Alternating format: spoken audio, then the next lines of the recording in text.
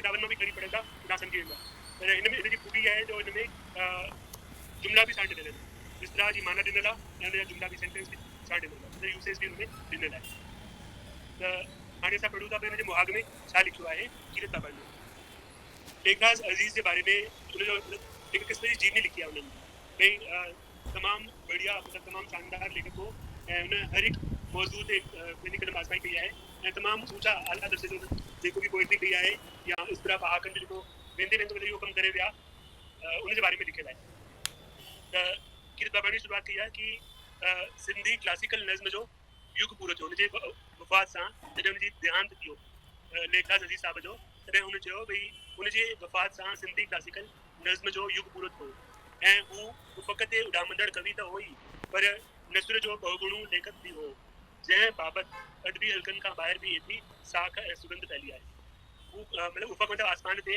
उॾामंदड़ कवि हो मतिलबु फिक्शन लिखंदो हो काल्पनिक कविताऊं लिखंदो हो पर नसुर जो बहुगुणी लेखक हो पर हुन जेको प्रोज़ लिखियो आहे नसुर लिखियो आहे उन में बि मतिलबु उहो पंहिंजो मट पाणी हो तॾहिं हुनजी एतिरी साख ऐं सुगंध ते फैली आहे अज़ीज़ शब्दनि जी कान हो उनजो जेको तखल्लुस हो लेखराज अज़ीज़ त अज़ीज़ शब्दनि जी कान हो पर उनजो वोकैबुलरी तमामु घणी हुई उनजो हैरत भरियो अंदाज़ो संदसि इस्तिलाहनि जे हिन किताब मां मिले थो कहिड़ी कहिड़ी उन ॿोली में इस्तेमालु कई आहे उनजो अंदाज़ो हिन किताब मां मिले थो हीअ किताब उन मौत सां मुक़ाबिलो कंदे बीमारीअ जे बिस्तरे ते तयारु कयो हो जॾहिं हू मरण वारो हुन खां पहिरें ई मतिलबु काफ़ी बीमार हो त उन अरसे दौरान हिन किताब इस्तिलाहनि ऐं पहाकनि जो लिखियो आहे न सिर्फ़ु संदसि उनी ॼाण पर सिंधी ॿोलीअ जी शाहूकारीअ ते तन ज़हन खरी पवे थो उनखे सिंधी एतिरी त तमामु उनखे नॉलेज हुई ॼाण हुई उनखे ऐं उनजी ॿोली एतिरी शाहूकार हुई उनखे पढ़ण सां असांजे तन खे बि तरावत थी मिले ऐं ज़हन बि असांजो ख़ुशि थो थी वञे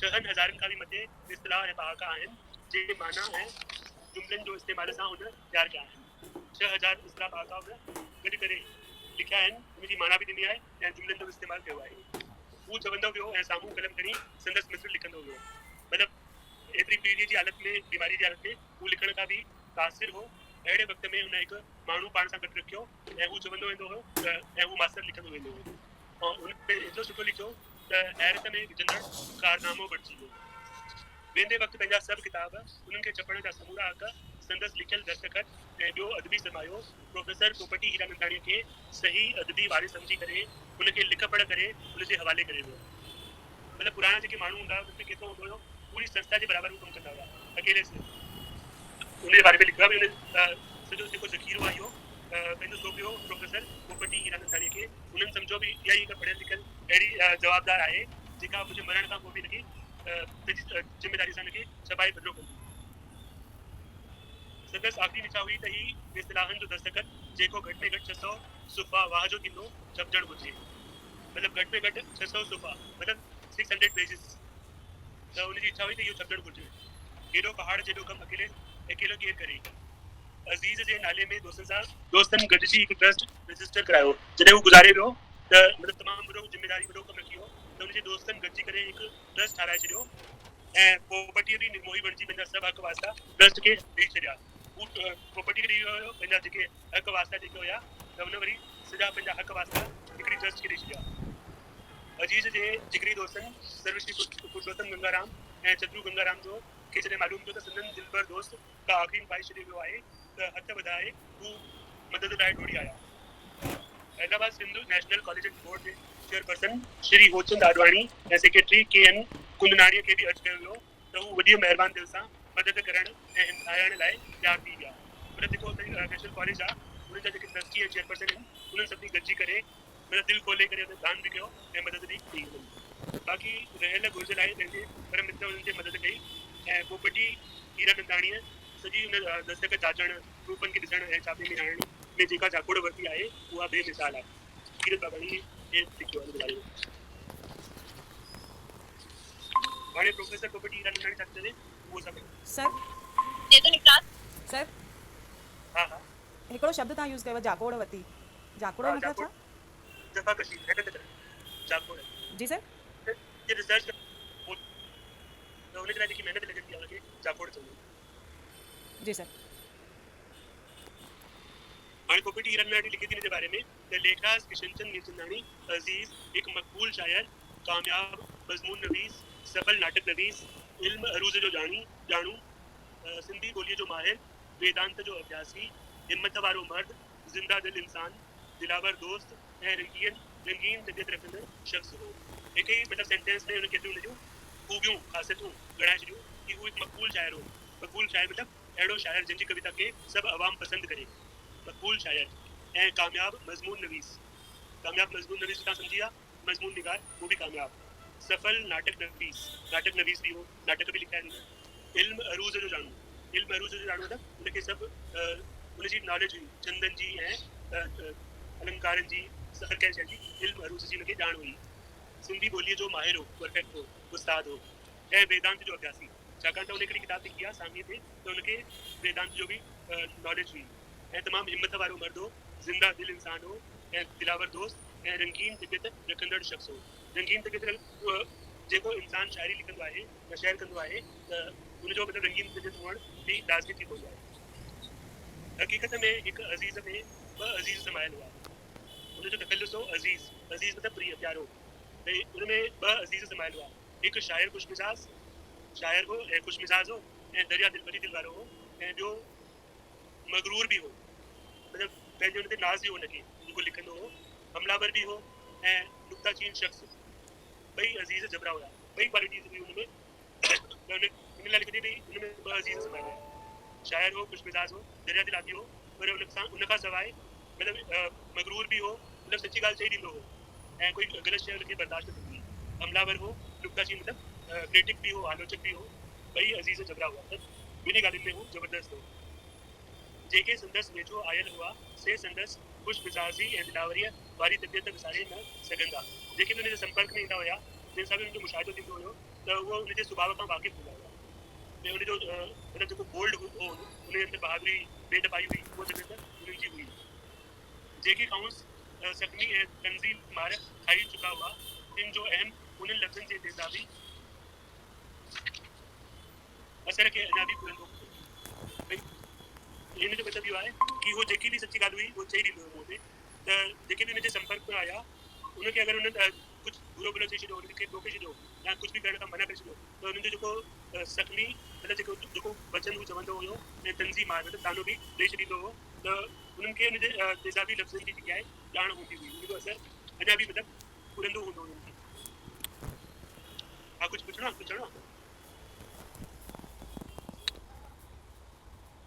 त चए थो हा हिनमें ही लेखक अजीत जो जीवन परिचय भी जीअं शुरुआत में लिखी सघूं था असां। बिल्कुलु ये सब क्वालिटीज़ आहिनि हुन पर ऐं छा हिन जे मथां बि हिकिड़ो क्वेश्चन अची सघे। अच्छा लेखक अजीत हा ॿियो जे इस तरह ऐं पाकनि जूं कहिड़ियूं खूबियूं आहिनि, कहिड़ियूं ख़ासियतूं आहिनि त असां इन जो ज़रूरु ज़िक्र कंदासीं। भई हुनजो जेको कंट्रीब्यूशन हो भुपटी हीरानंदाणीअ जो ऐं कीर कावड़ी जेको हुनजे बारे में लिखियो आहे भई कहिड़ो इंसान हो, इहे सभु ॻाल्हियूं असां लिखंदासीं हुन में। त उन लिहाज़ खां अज़ीज़ ॼण जहान में अञा मौजूदु आहे।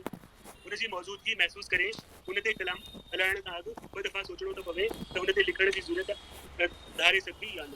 मतिलबु हुनजो एतिरो दबदबो हो, मतिलबु कोई बि हुनजे हयात हूंदे बि हुनखां पोइ बि कोई हर कोई ॻाल्हाए न सघंदो हो, कोई लिखी न सघंदो हो किताब। अहिड़ी मतिलबु आला शानदार शख़्सियत जो मालिक। अज़ीज़ ते कलम खणंदे ई सभ खां पहिरीं चपनि ते तंज़ भरी मुर्क, अखियुनि में शरारत जी झलक ऐं ललाट ते ॼाण जो ज़रूरु खणी हिकु दया ऐं हशमत वारी हावी पवंदड़ शख़्सियत ज़हन ते उभरी थी अचे। बिल्कुलु हुनजो जेको मुहांडो आहे, हुनजी जेकी शख़्सियत हुई भई जंहिंमें गरूर बि हो, मुश्क बि हुई, नाज़ बि हो, उहो जेको आहे ज़हन ते उभरी अचे। अज़ीज़ शहर जी दुनिया जो घुमंदड़ फिरंदड़ नाज़ हो, मर्द जी दहशत ऐं ज़िगर जो पूरो पूरो रूप ऐं सिंधी लफ़्ज़नि जी ऊनी कान हो। ऊनी कान त गहरी हुन में हिकु प्रकार जी खाद हुई, भंडार हो शब्दनि जो। सिंधी जेके निज लफ़्ज़ हूंदा हुआ उनजो इस्तेमालु कंदो हो। जेसीं ताईं हू ज़िंदा हो, लड़ंदो हो ऐं ललकारींदो रहंदो हो। संदसि अक़ीदो हो, मतिलबु जो विश्वास हो, हलचल हयात आहे ऐं बेहरकती ममात जीअरे मतां मुए जो की दम सां सज़ा करी। कहते भी असां जेकॾहिं कुझु हलचल कंदा आहियूं त असां हयात आहियूं।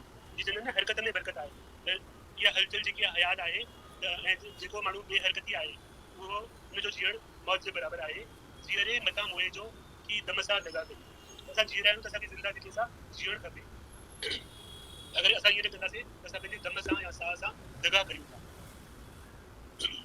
कूड़ ऐं बदनियत, फरेब ऐं धोखो केस भाई न पवंदा हुआ।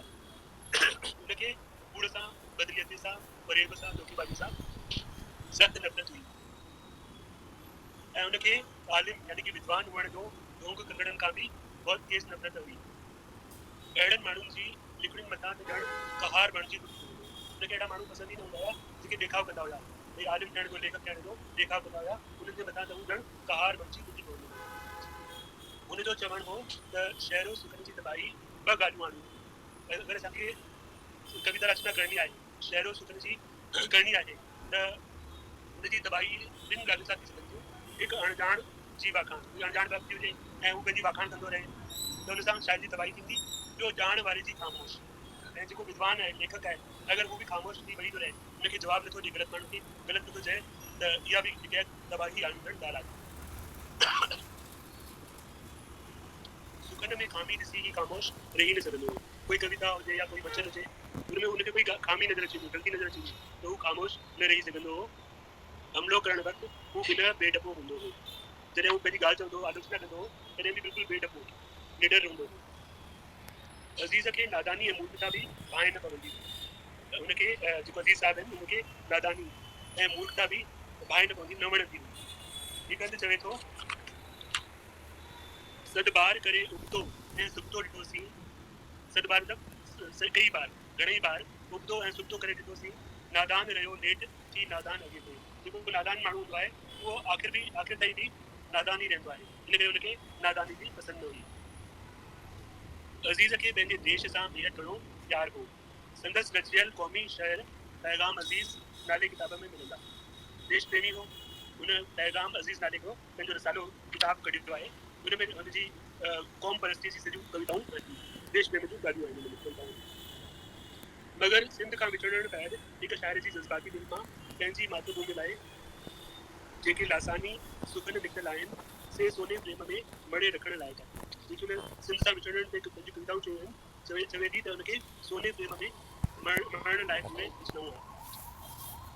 हुन मिसाल ॾिनो आहे, कि तव्हां शायदि ॿुधो बि हूंदो, कि अहिड़ो पुछो था सिंध जी इमलाक जो क्लेम, इमलाक मुंहिंजी सिंध थी हक़ सिंध ते थिए। हिकिड़ी दस्तावेज़ कहाणी तव्हां पढ़ी हूंदी, हुन में सभु माण्हुनि खां उहो दस्तावेज़ ॾेखारीनि था त भई तव्हांजी जेकी मिल्कियत हुते रहिजी वई आहे, त उहा तव्हां क्लेम भरे ॾींदव त तव्हांखे उनजो क्लेम हिते मिली वेंदो। त अज़ीज़ साहब लिखियो आहे कि कहिड़ो पुछो था सिंध जी इमलाक जो क्लेम, भई तव्हांखे जेकी तव्हां ज़मीन जायदाद छॾे आया आहियो, उनजो तव्हां कहिड़ो क्लेम था पुछो। भई मुंहिंजी सॼी ज़मीन जायदाद जेकी आहे उहा त सिंध ई आहे, मूंखे त हक़ खपे त सिंध ते ई, अगरि तव्हां मूंखे क्लेम ॾेई सघो था त मूंखे पंहिंजी सिंध वापसि करियो। समूरी सिंध जेको आहे हुन ते असांजो हक़ आहे। ॿियो हुते लिखियो आहे, मुंहिंजो अज़ीज़ परदो थिए सिंध जो ई सहरा, आहियां मां लाश ख़ातिर तालिब न। सर दस्तावेज़ हिकु लेख टाइप हुयो न, कहाणी हुई कि न लेख हुयो इहो दस्तावेज़? पिरामिड के दर्द जे मथां कहाणी हुई। अच्छा सर। हुन में दस्तावेज़ नारायण भारती जी जी उतां जो शहर आहे, उल्हासनगर जो, बॉम्बे जो उल्हासनगर। ठीकु आहे, उहो नारायण भारती जी क्लेम या दस्तावेज़, त हुन में बि हुन साॻी ॻाल्हि कोट थी आहे, कहिड़ो पुछो था सिंध जी इमलाक जो क्लेम, इमलाक मुंहिंजी सिंध थी हक़ सिंध ते थिए। ऐं वरी ॿियो शेर चयो आहे हुन, मुंहिंजो अज़ीज़ परदो थिए सिंध जो ई सहरा, आहियां मां लाश ख़ातिर तालिब न ॿिए कफ़न ते। अगरि मूंखे कुझु तव्हांखे ॾियणो ई आहे, भई मां चाहियां थो मूंखे जेको कफ़न पए उहो बि सिंध जो खपे। मुंहिंजो अज़ीज़ परदो थिए सिंध जो ई सहरा, मूंखे जेके सुपने में बि सिंध घुमी रही आहे, उनखे ॿिए कंहिंजी शइ जी तलाश कोन आहे। अगरि कफ़न बि मिले त सिंध जो कफ़न ई मूंखे।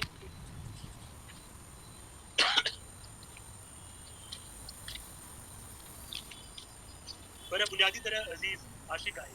ये देश प्रेम जूं ॻाल्हियूं, सिंध जूं ॻाल्हियूं लिखियनि, पर बुनियादी तरह जो आहे उहो आशिक़ आहे। उहो आशिक़ आहे इन करे शाइर आहे, या इन करे आशिक़ इन जो फ़ैसिलो करे न सघो। तव्हांखे पहिरीं ॿुधायो पिए भई जेके जंहिंजी दिलि में मतिलबु भावनाऊं इश्क मोहबत हूंदी आहे, उहे आशिक़ हूंदा आहिनि ऐं उहे शाइर बि थींदा आहिनि।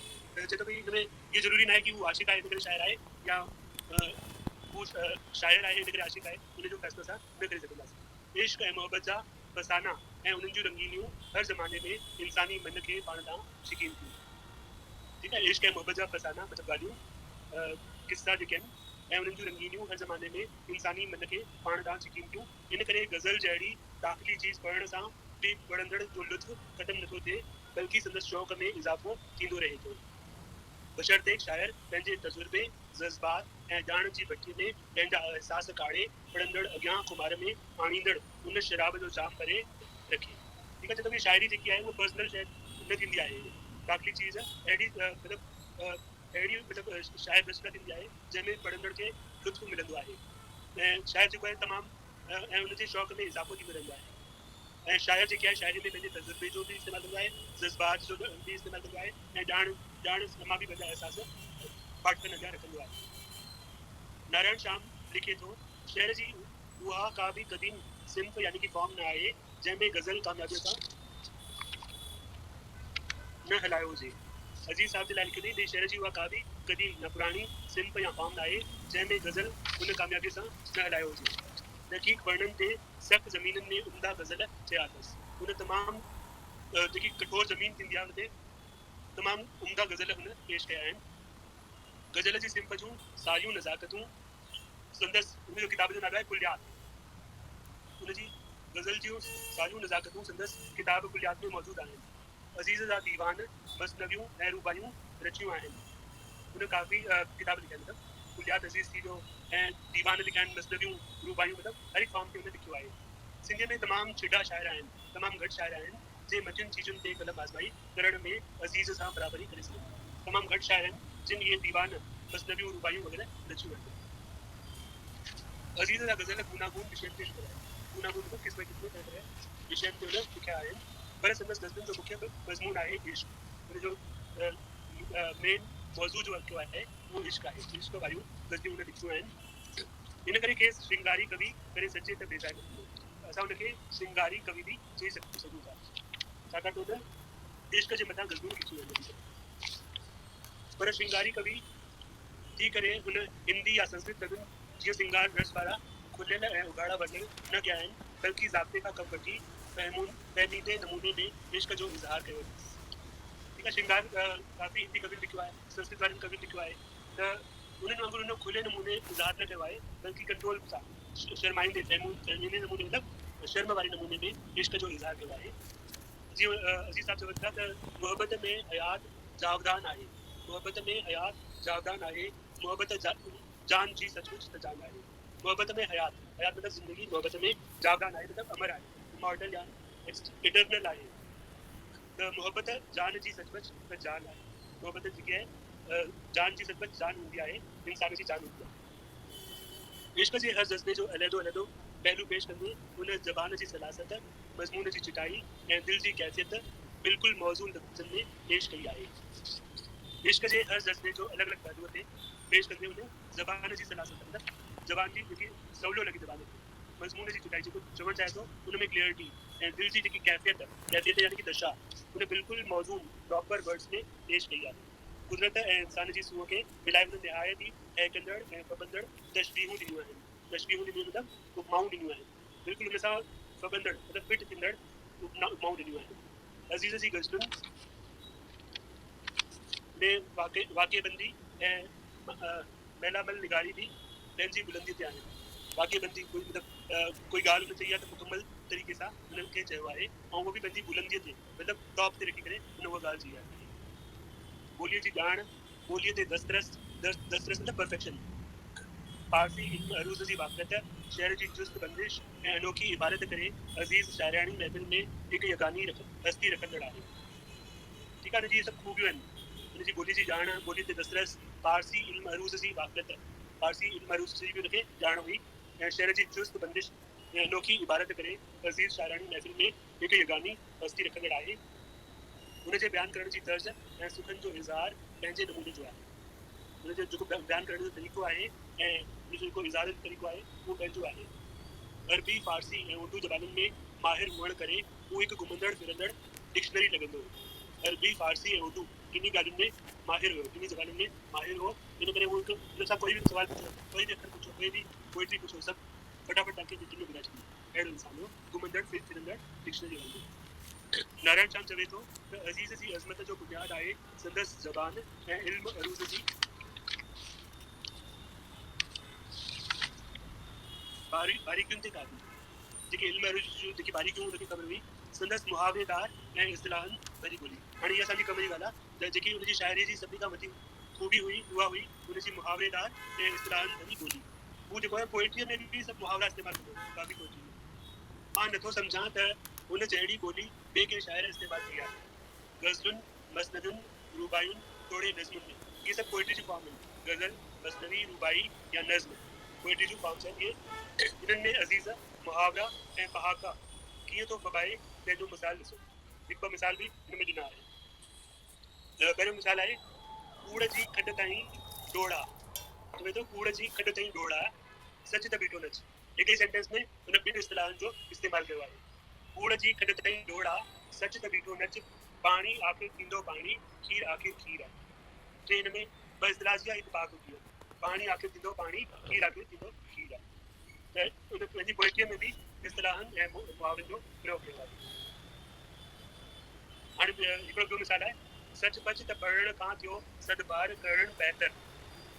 मुहावरो आहे कि पढ़ण खां करणु बहितर थींदो आहे। सच पच त पढ़ण खां थियो सदबार करणु बहितर सो खाम अञा ॼाण जो कीन ठहियो आहे। सो खाम अञा ॼाण जो कीन ठहियो आहे। छो त जेको पढ़ाई करण सां बि बहितर थींदो आहे करणु मतलब जेको अनुभव या आज़मूदो असां हासिलु थींदा आहियूं। जेको असांखे पंहिंजी खाम या कमी ख़बर पइजी वञे जो कीन ठहियो आहे। सो काम अञा ॼाणे जेकी कमी आहे असांखे ॼाणणु घुरिजे हुनखे ठीकु करण जी कोशिशि करणु घुरिजे। इन तरह ॿिया बि हुन मिसाल ॾिना आहिनि।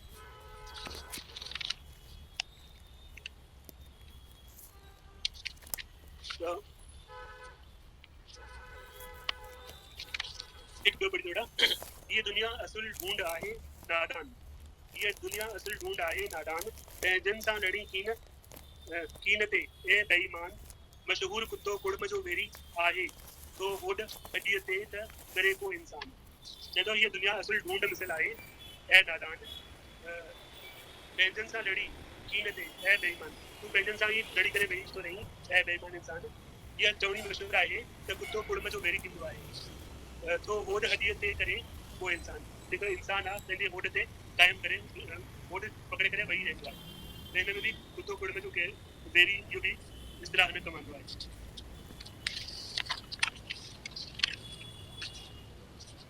अज़ीज़ ज़मींदार हो इन करे हू ठेठ सिंधी लफ़्ज़नि मां ख़ूबी वाक़ुफ़ हो ऐं उनजो पूरो ऐं सही इस्तेमालु करे सघियो।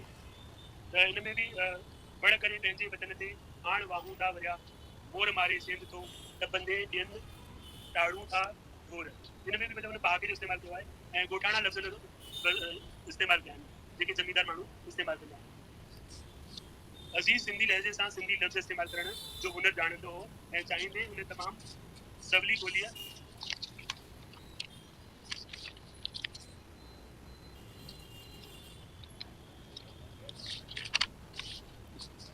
में पंहिंजा वीचार या ख़्याल पेश कया आहिनि। जंहिं माण्हूअ खे ॾूराही मंज़िल ॿारे मक़सूद जी जॻह ते पहुचणो हूंदो आहे उहो झूड़ीअ फुड़ीअ जो को बि साम्हूं कोन साईंदो आहे। जॾहिं बि जंहिं इंसान खे पंहिंजी ॾूराही मंज़िल पहुचणो हूंदो आहे उनखे झूड़ फुड़ जी पंहिंजी चिंता न रहंदी आहे। आरड़ जो मग़ज़ सजाईंदड़ ऐं ज़िगर सजाईंदड़ झूलो हुजे या सियारे जी रत जमाईंदड़ ऐं फिफड़ फड़काईंदड़ थधि त बि हू रुकिजी नथो सघे। हुनजा मतिलबु इहे अखर पढ़ो तव्हांखे सम्झ में अचे था भई कहिड़ा कहिड़ा हुन विच सिंधी अखर इस्तेमालु कया आहिनि। ॿीहर पढ़ां थो जेके जंहिं माण्हूअ खे ॾूराही मंज़िल मारे मक़सूद जी जॻह ते पहुचणो हूंदो आहे उहो झूड़ी फुड़ीअ खां कोन जो को बि साम्हूं कोन सारींदो आहे। झूड़ी फुड़ीअ जो साम्हूं सारण बि पहाको आहे। आरड़ जो मग़ज़ झूड़ी फुड़ीअ जो साम्हूं कोन सारण मतिलबु मींहं या बरसाति जी परवाह न कंदो आहे ख़्यालु न कंदो आहे। आरड़ जो इहो महीने जो नालो आहे जो मग़ज़ खजाईंदड़ ऐं ज़िगर जलाईंदड़ झूलो हुजे या सियारे जी रत जमाईंदड़ ऐं फिफड़ फड़काईंदड़ थधि हुजे त बि हू रुकिजी नथो सघे। काड़े खां ॾिसी सिर जो साॻो धारे थधीअ छांव में वेही वक़्तु विञाइण वारे लाइ वेझी मंज़िल बि पराई आहे पर साह लूसाईंदड़ लोह में बि उथी पंधु पवंदड़ लाइ दूर मंज़िल बि वेझी थी पवे। पर जेके कुझु बि कमु करण जो ओनो आहे कुझु बि कमु करिणो आहे मंज़िल हासिलु करणी आहे त उहो थधि गर्मीअ ऐं उस तपत आंधी तूफ़ान खां कोन ॾिबंदो आहे। हुनजो ध्यानु सॼो मंज़िल में हूंदो आहे। कॾहिं बरदानशी घर मां हलिया निकिरी अचो ॿाहिरि लिकाए पाण मूंखे पाण खां ॿाहिरि करियो छो था। कॾहिं बरदानशी घर मां हलिया निकिरी अचो भई तव्हां घर में पर्दनि में वेही करे वेठा आहियो तव्हां घर खां ॿाहिरि निकिरी अचो लिकाए पाण पंहिंजे पाण खे लिकाए करे मूंखे पाण खां ॿाहिरि करियो छो था। मूंखां पाण खां अलॻि छो था थियूं।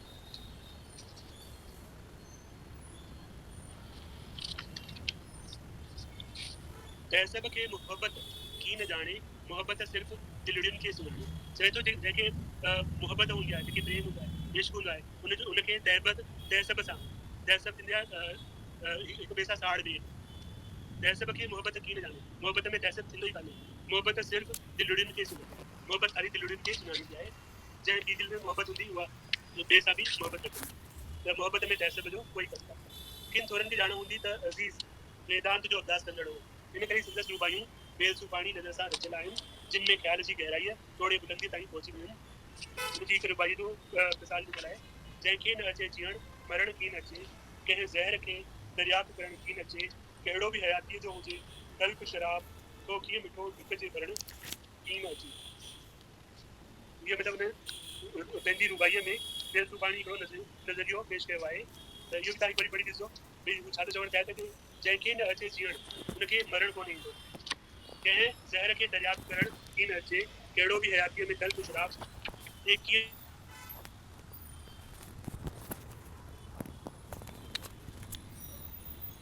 पर शायदि ज़िंदगी ॾांहुं पंहिंजे नुक़्ते नज़र पिणु पेश कंदो रहियो आहे। चए थो साहिल सां लॻी सोई मौजुनि में गुज़ारे थो, साहिल सां लॻी सोई मौजुनि में गुज़ारे थो, जो तार ऐं तांगे खे हिकु ई सम्झी करियो आहे। पोइ चए थो भई अहिड़ो इंसानु जंहिंखे ॿुॾण जी कोई चिंता न आहे, मौजुनि जी कोई परवाह न आहे, उहो ई पंहिंजो जीवन जेको आहे सही तरीक़े सां जीवन गुज़ारे सघे थो।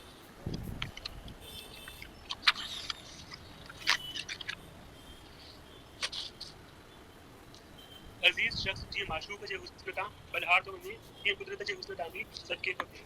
हुन जेको आहे गुलनि फुलनि जे मथां लिखियो आहे, गुल फुल वण टिण बाग बगीचा बनियूं बारा मैदान चरागाह जीव जंतु पखी पखिण मच्छ कच्छ मतिलबु मछली खे कछुए जे लाइ लिखियो अथई मच्छ कच्छ बयाबान हयाबान बादल बिजू मतिलबु हिते वेझा कंटाड़ी बादल बिजू मतिलबु बिजली जबल बि पहाड़ खे चइबो आहे टकर बि पहाड़ खे चइबो आहे जबल टकर चश्मा ढंढू चश्मा जेके झरना थींदा आहिनि उनखे चइबो आहे ऐं ढंढ चइबो आहे झील खे चंड सिज चंड तारा बतियूं ॾींहुं राति खिज़ा पतझड़ खे चइबो आहे बहार खिज़ा बहार उमास ऐं चोॾस जे बारे में तव्हां ॿुधो हूंदो उमास ऐं चोॾस लूह ऐं बरसाति लूह हलंदी आहे ऐं बरसाति पवंदी आहे ॿई कंट्राडिक्शन मतिलबु त कुदरत जे हर नज़ारे खेसि हुनखे मोहियो आहे ऐं हुन हर हिक जो चित्र चिटियो आहे। अहिड़े चित्र चिटण वक़्तु संदसि लफ़्ज़नि में संगीत बरसी वियो आहे ऐं हुनजी कल्पना अंब पखेड़े उॾाणी आहे। हिकिड़ो मिसाल ॾिनल आहे वटा फोग बलिया ललर नव लाणा हिकु ई तरह सेंटेंस में 6 अखर तक में फ सां ऐं टे ल सां वटा फोग बलिया ललर नव लाणा ख़ल्क़ ख़ालिक जी ख़ुशी माणे थी चौमासी ख़ल्क़ ख़ालिक जी ख़ुशी जेकी दुनिया आहे उहा परमात्मा जी ख़ुशी माणे थी चौमासी मतिलबु बारिश जे बुत जो में वर्णन कयो आहे त चौथी तरफ़ ख़ुशहाली फैलिजी वञे थी बारिश जे आशियाननि में पखी थिया थे कबाब हाणे ॾिसो तपत में गर्मी जो ॿुधाए थी आशियाननि में पखी थिया थे कबाब ॿियो सड़ी बहिराण में पिण हबाब हिन जो हिते एक्सप्लेन बि कयो आहे। अज़ीज़ साहब चवनि था त गर्मी एतिरी आहे जो आखिरनि में पखी पची कबाब थी विया आहिनि ऐं सागर में ॿियो सड़ी बहिराण छो सागर में बि पाणी जो हबाब पियो बने हबाब उस में चमके थो तंहिं करे ईअं लॻे थो ॼण ॿरे पियो। इन तरह गज़ल में पंहिंजी बयानी दर सां बेज़ान चीज़ुनि खे बि हुन जानदार बणाए छॾियो।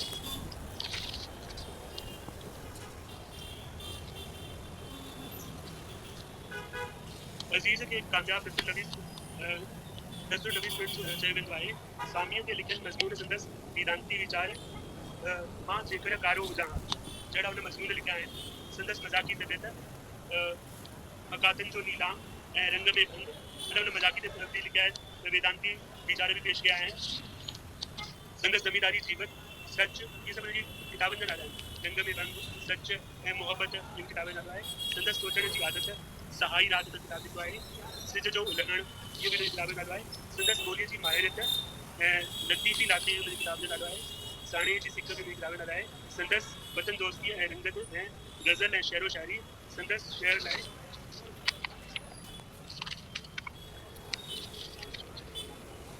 मोहब्बत कनि था हुनजी मोहब्बत ज़ाहिर कनि था सिंधी ॿोलीअ जी रंगीनी ऐं ताक़त ॾिसो केतिरा सारा उन किताबनि में नाला आहिनि इहे सॼो मां तव्हां सां शेयर कंदुसि जेको लिखियो आहे जेको जिन खे अरबी सिंधी आहे उनजे लाइ त अॼु मां मोकिले छॾियो आहे वीडियो ठाहे करे ऐं जिनके देवनागरी में पढ़ो इहो तव्हां शेयर कंदो।